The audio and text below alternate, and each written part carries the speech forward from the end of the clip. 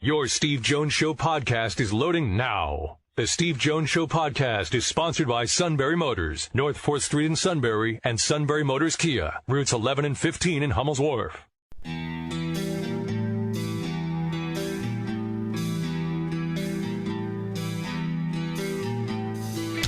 Sports talk where your voice counts. This is the Steve Jones Show on News Radio 1070 WKOK. Now, from the Sunbury Motors studio, here's Steve Jones. Sunbury Motors, 4th Street in Sunbury. Sunbury Motors Kia, routes 11 and 15 in Hummel's Wharf. Great to have you with us on this Wednesday as we make the turn toward the weekend. Game 7 of the World Series is tonight. Bye week for Penn State football. We'll talk with Donnie Collins of the Scranton Times-Tribune in just a few moments. But first, our play-by-play call of the day. But Tuesday night NFL football. I also realize that, you're all like locked into being this bartender tonight. Yeah, going to have a lot of fun. Drinks for Pink. Celebrity bartender will be at Rooney's Pub, New Columbia. My problem is, I think that based on what I just heard, you may have started. No. I can't start till 8:01. Yeah, Rooney's Pub, New Columbia, just off the West Milton exit of Route 642. Then just look for River Road at 642 and turn onto River Road, and you're there. And we'll be there from 6 until 8 tonight, taking tips for the breast center at Evan. That's awesome. Yeah, we've had a lot of fun. We had a lot of fun at our Drinks for Pink nights. By the way, Cookin' Men last week was the best ever in the history of Cookin' Men. Over $51,000 alone was raised for Cookin' Men last week for the breast center. So, by the way, just so you know, if you look at the numbers, the facts and figures of all the countries in the world, no country has a better cancer survival rate than the United States. So you wonder about your money, where it goes, how it helps. That's the result of it. The United States is number one in the world in cancer survival rates. That's because everybody's come together to fight it, and that includes nights like tonight. Okay, so this was the cut we were going to do from the World Series last night. Anthony Rendon, 2-run homer. Harris is 1-0. Swinging a high fly ball left field, sending Brantley back onto the warning track, at the wall, looking up, and it is gone! Anthony Rendon puts it into the Crawford boxes, and the Nationals lead the ball game 5-2 here in the 7th inning. It's Anthony Rendon's first World Series home run and his second long ball of the postseason. Rendon, of course, grew up in Houston, went to Rice, so sweet homecoming for him. Once we got you focused on what your job is, I feel like we're seeing results. Much better when I'm not multitasking. There's only one person in the station that can do that. Well, it can, but is it effective? That's the only thing. But enough on Roger. All right, so... Geez, I really miss Harry. All right, so... All right. Who says hi? We caught up with Henry. We caught up with Harry today. Well, between Portelli and Harry, my goodness. And then, then we go into the bullpen. It's like going to the Arizona Diamondbacks bullpen. Everybody finds religion. Hey, could you help us back here? Oh, God, please help me. Oh, we're in the Washington Nationals bullpen, too. I mean, I think that's what's going to drive Nats fans crazy tonight. It's just, how long can Max stay in there? Throws too many pitches. I don't think he can get through 6. But I think Greinke's only going to get through 4 or 5. Neither starting pitcher will be active participants at the end of this one tonight. Strasburg was awesome last night. 5-0 in this postseason. Nationals have 11 postseason wins so far this year. He has 5 of them. Wow. And Verlander still has never won a World Series game. Now, he was, 2 years ago when they won, he pitched really well, but he just didn't win the games. As the, quote, winning pitcher, but he did pitch well. All right. Donnie Collins, Scranton Times-Tribune. Donnie, welcome. Great to have you with us. All right, Donnie, this is what I need from you. I had to listen to McGloin all afternoon. I need a different Scranton perspective. So how are you doing today? Hopefully better than McGloin. It's the sunshine and the birds are chirping. It's a great day. So I'm sure Matt's out golfing or something. I don't know what he's doing. I think he's still drying out. I mean, he was soaking wet on that sideline. Better him than me. Yeah, better him than. I'll tell you a quick story. After the game, Jack said, Jack Ham says to me, he says, Steve, I said, what do you think about getting back to the buses? We just cut through the underneath of the stadium, get to the tunnel, and then we'll just get wet going from the tunnel to the bus. He goes, no, that's a good idea. So we go out there, and the elephant door's closed. And this girl, Claire, I think she's a student there, pulls up in a golf cart. And so I asked her, I said, can we get through there? And she says, no. He says, all the gates are closed in there. So Jack looks at her and says, could you give us a ride over to the bus? She says, sure, hop in. And so we go around. I covered myself with a jacket. Jack was underneath because it was a covered golf cart. There, and I looked around and said, we are the softest broadcast team in America. Jack could probably get a ride anywhere he wants, I would think. Well, I don't think she had any idea. She said, hey, these two guys don't look that threatening. Get in the golf cart. Let's go.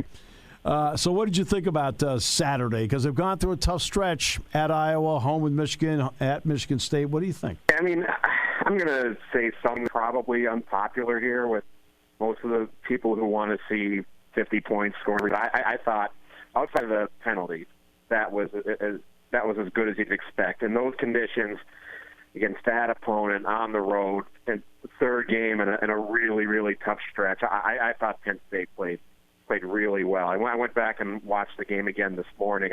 They're getting better. They're making some mistakes, but I'm willing to look at the second half there where they score 7 points. It's aided by the fumble recovery.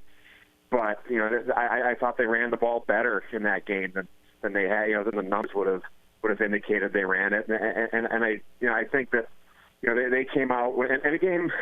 I was pretty surprised at how many people thought that could be a trap game. I certainly didn't think they ever thought this game. I thought they went into that game extreme and they played beginning to end, and the defense stood up and caused something working, and they didn't let history. And I think that's what really impressed me about this team this year, considering how young they are. They've overcome some of the things that have plagued them in the past 5 years under Franklin. Not being able to finish games. These guys finish games. Getting past some opponents that have always given them trouble. I mean, they didn't trail at Iowa. They didn't trail at Michigan State. So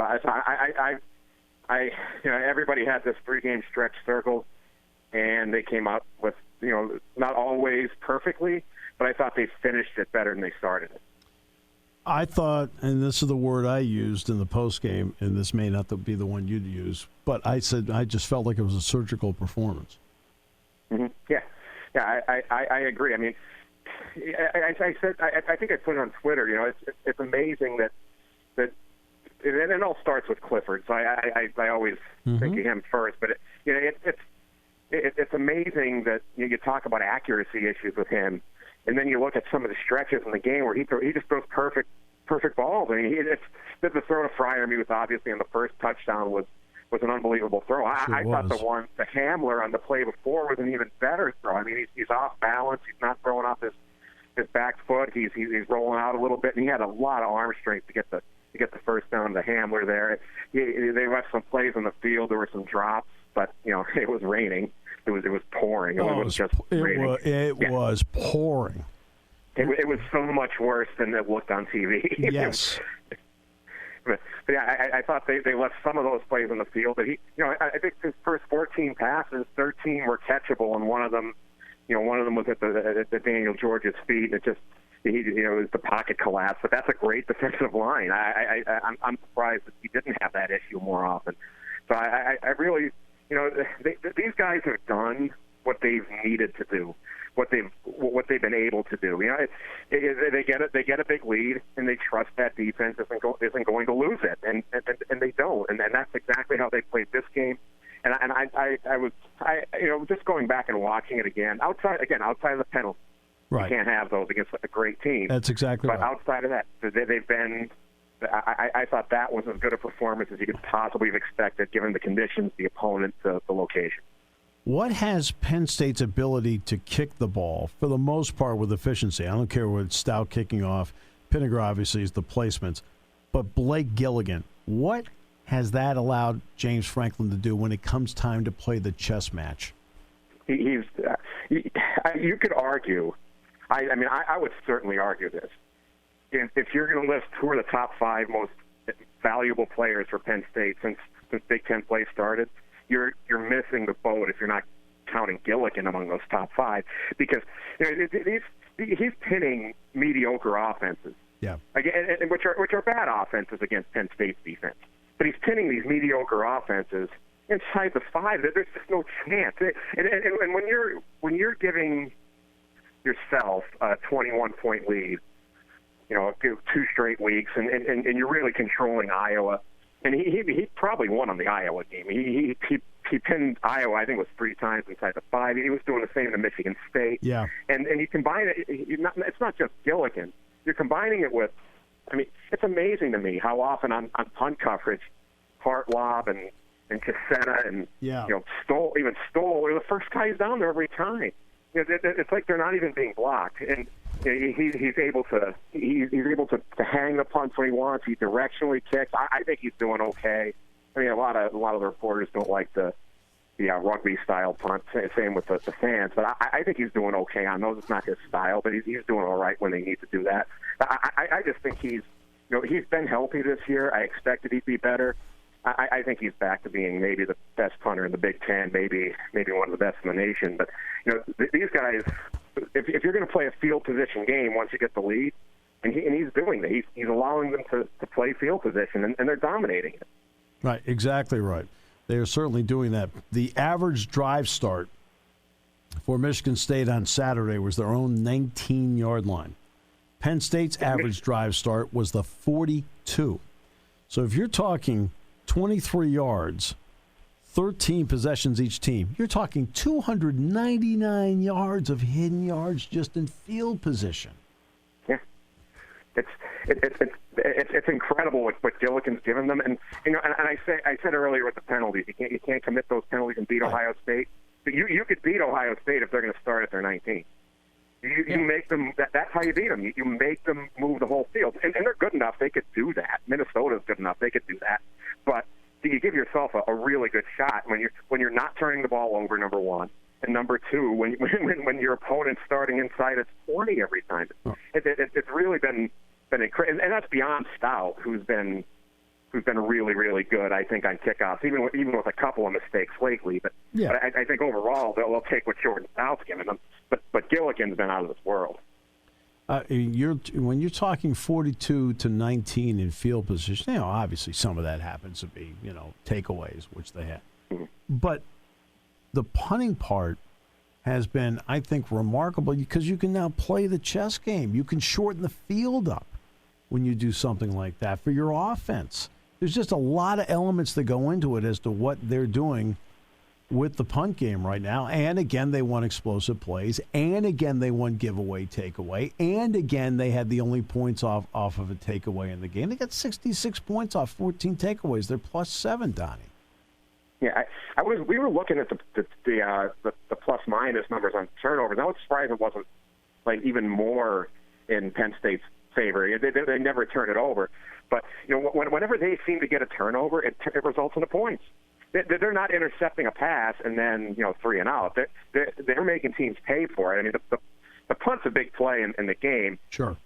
Sowers muffs it, and they're able to get it back, and they're able to essentially finish off Michigan State there. But the couple of interceptions Brisker's had at the end of the games have been big.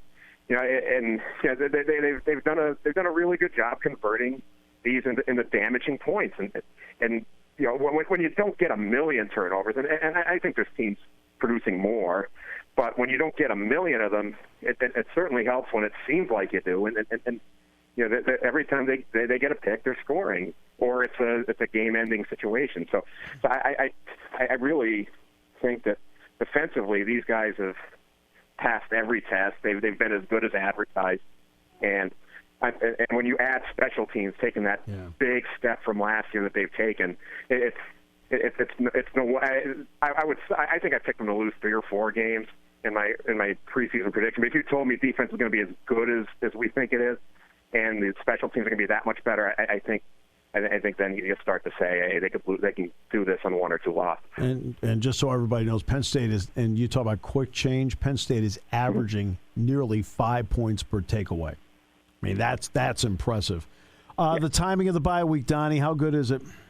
Huge.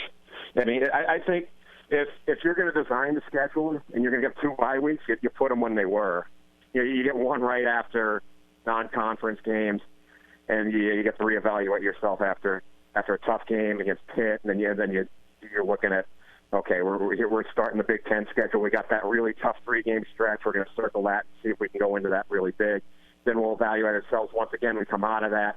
You get another bye after 3 really, really tough games. Yep. And now you can rest up. And now all of a sudden it's not just, we'll see how we can do down the stretch. No, you're looking at, we have a chance here to be a college football playoff team if we finish this out the way we want to be able to do it.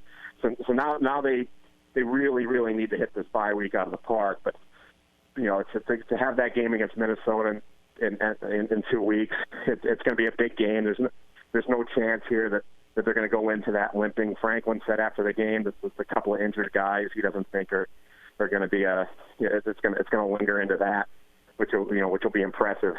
So I think they have a chance of going fully healthy to not what now you circled the other 3 games, but now these 3 games. And I think the Indiana game is going to be absolutely huge. That's a team that could beat them. I think that's their real trap game.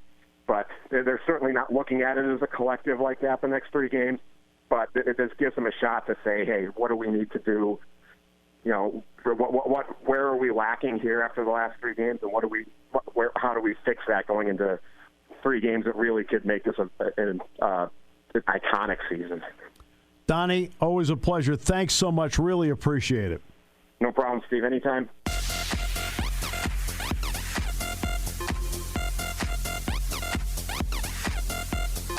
Was this the song that the Suit and Laura were listening to when she was in perfect harmony and he looked robotic? Oh, yeah. Yep, that's definitely the one. What a sad video that was. What, from the holiday party last year? Yes. Oh, the holiday party last year. I mean, I can tell you, the deal on that was quite simple. I'm working the room, and we looked over, and he was sitting there. I'm like, recharging. I mean, it's like watching the Pirates clean house, doing it like 2 months at a time. Well, there's the Nuttig way and everybody else's way, so yeah, maybe. Yeah, it's a little different. Little different. All right, great to have you with us on the show today. We're going to talk about name, image, and likeness coming up in the next half hour. There are a lot of different. What makes it complicated is that it is not as simple as how California has made it. Now, the California model is simple. So, I mean, let's, hey, you make it. If it allow you to make it, take it. That's the California model, quite simply. Okay, well, if you're going for a pure professional model, all right, but that's not what this is about. You're trying to balance a scholarship with the ability on your own to make some money, and there's a lot of different avenues to do this. Now, look, there's going to be the usual, hey, we'd love to have you come by our birthday party, and we'd love to, we'll give you a couple $100 to do it. Why don't you come on by? Or say you're a running back at Alabama. We're going to give you $35,000 to come by our birthday party here at the lake.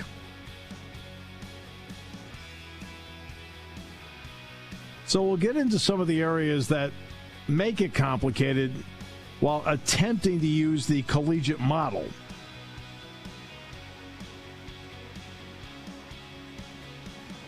It's one of those I really would not want to be in the room for, because I don't really have a lot of answers. Taking your calls at 800-795-9565. This is The Steve Jones Show on News Radio 1070 WKOK. Now, from the Sunbury Motors Studio, here's Steve Jones. All right, Sunbury Motors, 4th Street in Sunbury. Sunbury Motors, Kia, routes 11 and 15 in Hummel's Wharf. Great to have you with us today.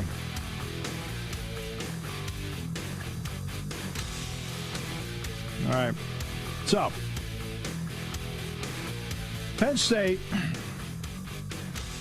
will take on Minnesota noon, week from Saturday in Minneapolis.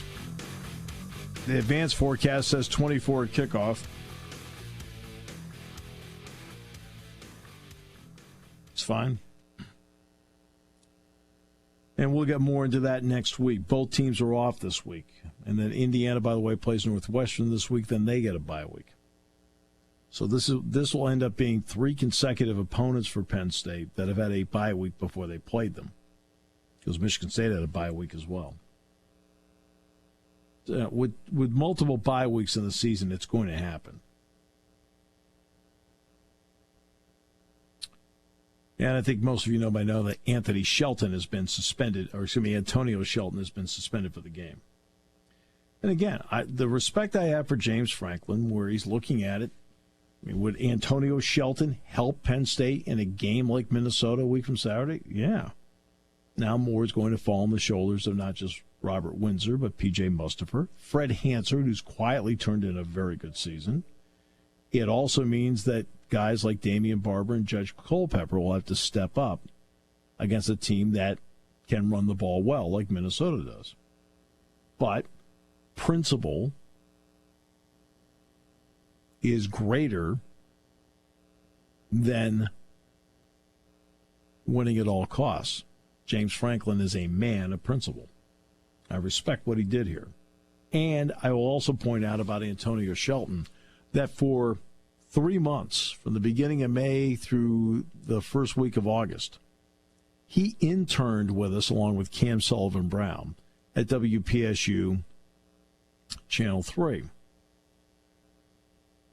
And we work, our desk setup is in a quad. I mean, I could have if I wanted a bigger area to work with, but I've always worked in the same area, and I said I really don't care. So I've always worked in this, like 4 desks put together. Antonio was always the one sitting to my left, and Cam was sitting across from me. So I worked around him for 3 months. I can tell you, he is a terrific, thoughtful guy. And he made a mistake. Made a bad mistake, but he made a mistake. A moment of bad judgment on his part. Well, as somebody who was around him for 3 months, I know it was a moment of bad judgment because that's not him. James Franklin did the right thing, but Antonio Shelton, I can assure you, is a good guy who had a bad moment. And haven't we all had bad moments? Well, except for one guy. We continue to celebrate his awards. We do. Every day. That's because we're contractually obligated. All right, so... well-deserved awards. Yeah, sure. I thought you read the card well. In one take, yes, yeah. For a change. The last time that we did this, it took between the two of us, and part of it was like we felt like we were choking on a pretzel. Yeah, you're really well deserved. It's getting weird. It's like, hey, we got to wrap this up. You got to get to Permanis for the coaches show. It's like, it shouldn't be this hard. We just couldn't overcome. But again, I worked around him for 3 months. I genuinely like this young man. He's just very thoughtful and hardworking. Did a great job for us. So did Cam Sullivan-Brown, by the way. Did a great job for us. And he had a bad moment. James Franklin has addressed the bad moment. Now you go to the game. Antonio will be back eventually, but won't be back until they play Indiana. Okay. Now let's get to name, image, likeness. There are a lot of questions about this. And part of it is, how do you handle it? Do you, for example, add someone in compliance to specifically monitor this issue? I would say probably. Or multiple people to handle this issue. Do you put somebody on staff that helps handle requests for the athletes? My guess is probably not, but if we're sitting in a round table and brainstorming, it would be at least something I would bring up. If it's rejected, it's rejected, but still have to talk about it. Which then brings up the next part. If the university or somebody within the program or athletics is not helping in the setup, or is not taking in requests for the student athlete, then who is? Is it an agent? Is it a representative? Or do you have to go directly to the student athlete themselves? That has to be worked out.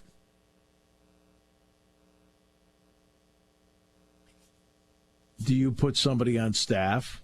And I would say probably not, but do you put somebody on staff that makes them understand the tax ramifications? Every athlete that does get a request to do something is going to have to familiarize themselves with something called Form 1099. This is not just a simple, hey, I got cash. Well, when you get cash, you have to, there's also something that goes with that. So those are some of the issues. Now let's flip it over to the other side. We've talked about staying away from impermissible benefits. Okay. But how do you police this? When you look at our great state, well, obviously Penn State football in particular is thriving with the fan base and has put itself in a position where they are ingrained in the fan base. And I would say the other sport is Penn State wrestling that has done that. And by the way, Bo Nickel, U23 world champion today. Bo Nickel, U23 world champion today. Beat a wrestler from Russia 12-2 to win it. There are certain athletes that will be able to make some money. And some of them is going to be, hey, can you come down to my establishment, sign autographs, take pictures? We'll give you, let's just pick a number. We'll give you a couple $100, come down for an hour, 2 hours. Drive traffic. Now, that's going to happen a lot. But I'm talking about the big money. And in Pennsylvania, we have already the Steelers, the Eagles, the Flyers, the Penguins, the Phillies, the Pirates, and the Sixers. Just in this state, we have 7 professional teams, which, by the way, populate the 2 biggest markets in the state. Penn State football, of course, is a statewide entity. But then again, do you want Carson Wentz as your spokesperson, or do you want pick Penn State player as your spokesperson? So there'll be a lot done locally, without question, and the student athlete would be able to garner some cash locally. Now let's go to a state that does not have any pro entities. I'm talking about major pro entities. I'm not talking about minor league sports. Alabama. In Alabama, the Crimson Tide happen to be there in terms of how they look at it, their professional team.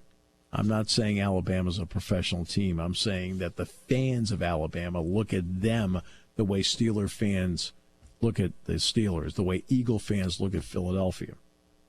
Alabama fans, that is their team. Yeah, Auburn's there, but Alabama fans, that is their team, their baby. So, a Tua Tagovailoa is a big star in the state of Alabama. In this state, you have Ben Roethlisberger, Carson Wentz, then you have Sean Clifford. In Alabama, you have Tua Tagovailoa, then you have Bo Nix. So the opportunity, potentially, for the star quarterback at Alabama in a state with no pro teams, that's a huge advantage for them.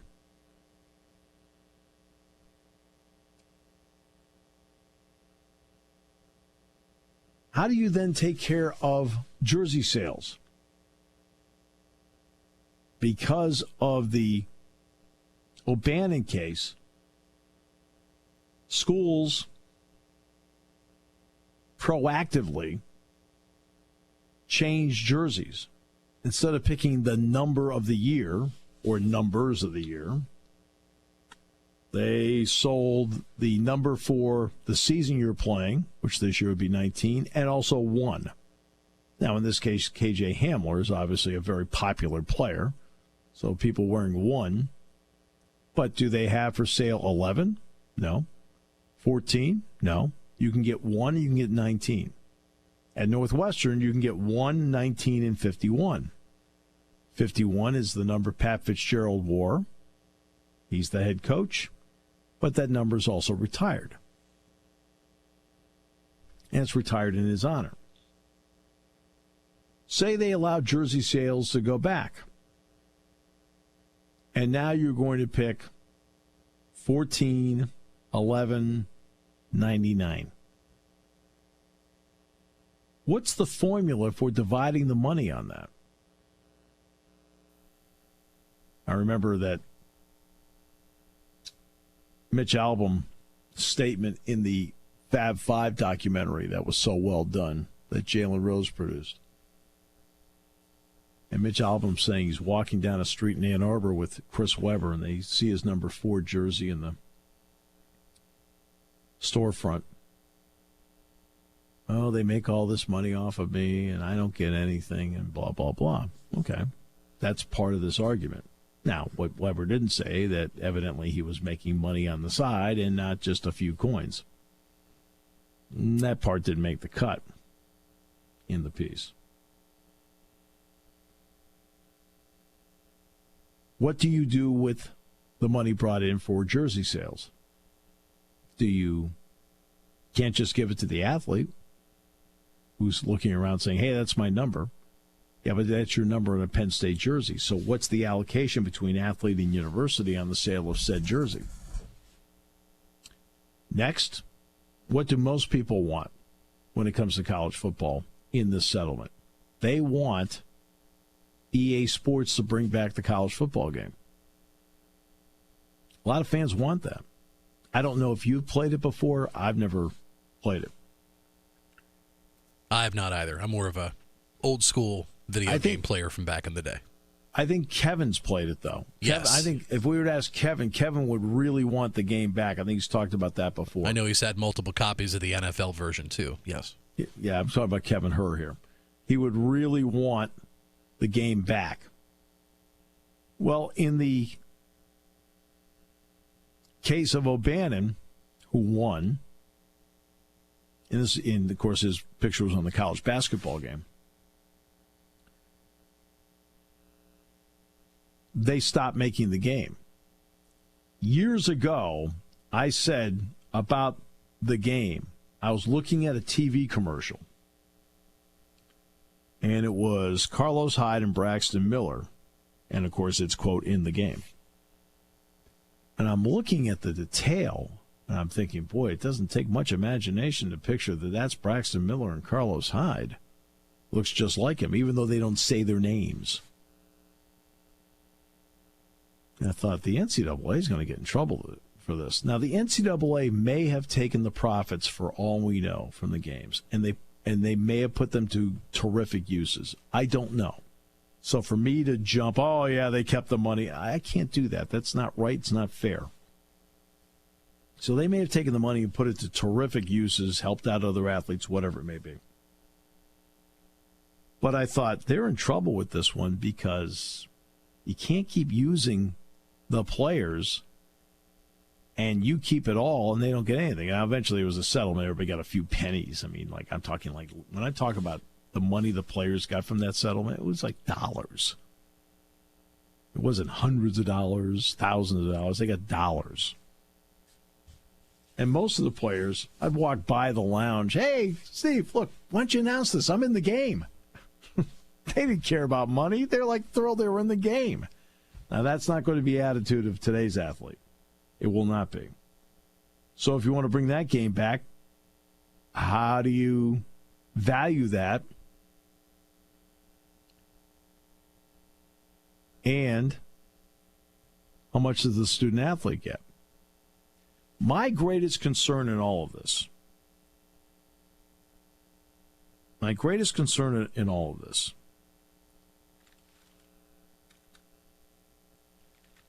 and it always has been and always will be, just don't do this in such a way where financially people look around and they have to say that they have to cut sports. I don't mean football, basketball. They'll be there no matter what. That's what TV's doing. But I'm talking about the Olympic sports. You know, men's soccer. By the way, the Penn State men's soccer team beat defending national champion Maryland last night 3-2. They're like 9-2-3 on the season or something like that. They're ranked 15th or 16th. They're playing really well. Or women's soccer, softball, you know, gymnastics, something, fencing. I don't want them to cut sports in any way, shape, or form because those are student athletes, too, that are on scholarship. Now, you notice I didn't say wrestling. Penn State will not cut wrestling. They will not do it. Right? They'll never do that. Everybody's too proud of the whole deal here. The problem is, what if 50 schools drop wrestling? Then who are you competing against? I know some schools have now brought out women's wrestling. Okay? But you're talking about a handful of schools that have done that. College sports as we know it will not look the same in 5 years. And at this moment in time, they've got to handle this issue right, or better yet, as well as possible. We'll come back, wrap it up in a moment on News Radio 1070 WKOK. When it comes to car buying, there's the other guy's way, and then there's the SMC way. The other guys force you into a vehicle you really don't want. The Sunbury Motors way lets you take the time you need to browse, ask questions, and take the test drive and think on it. For over 100 years, the Mertz family and all their employees have made your experience the most pleasant one you'll ever have. The other guys won't offer you the best price for your trade, no matter how much they say they will. The SMC way is their promise to provide you with the most money the market shows your vehicle is worth.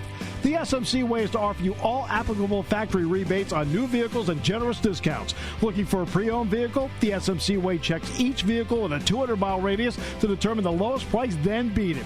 It's the lowest price promise, just part of the SMC way. The choice is up to you, the other guy's way or the SMC way. The SMC way wins every time. Sunbury Motors Company in the North 4th Street Auto Plaza, Sunbury, and at sunburymotors.com. Selling more cars and satisfying more customers for over 100 years.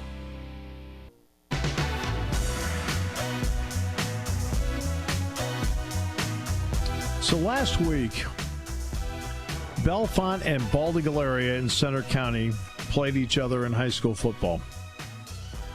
The two schools are separated by about, I'd say 3 to 5 miles. 3 to 5 miles. So it is an absolute rivalry. They play for the Curtain Bowl. Bellefonte's had a good season. Baldigaleria's had a good season. I believe Baldigaleria is the number 1 seed in the district. The coaches broached to the players the idea, because they had a couple of injuries, of sitting the starters and playing just the backups. Right? They then let the players decide, and the players decided that, yeah, that's fine with us. This is your big rival? And in order to be ready for the district, you sat? Really?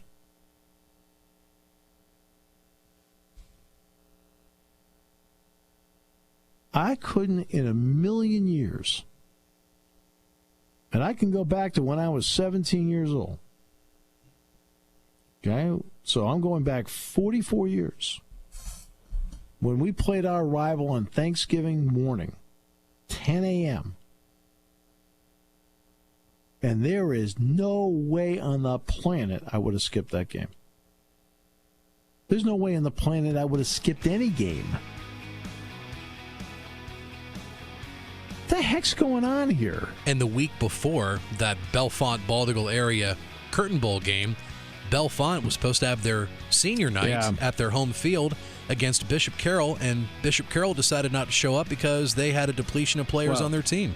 They did, and I guess they had enough. They had enough come back where they could play Clearfield the next week, and that's just a case of numbers. Baldigal area doesn't have a numbers problem. They have about, I think, 50 players on their team. But they looked at each other and said, "We'll sit out." What? You'd have kids almost 3 weeks not playing before their first playoff game. It doesn't matter. Rest over rust?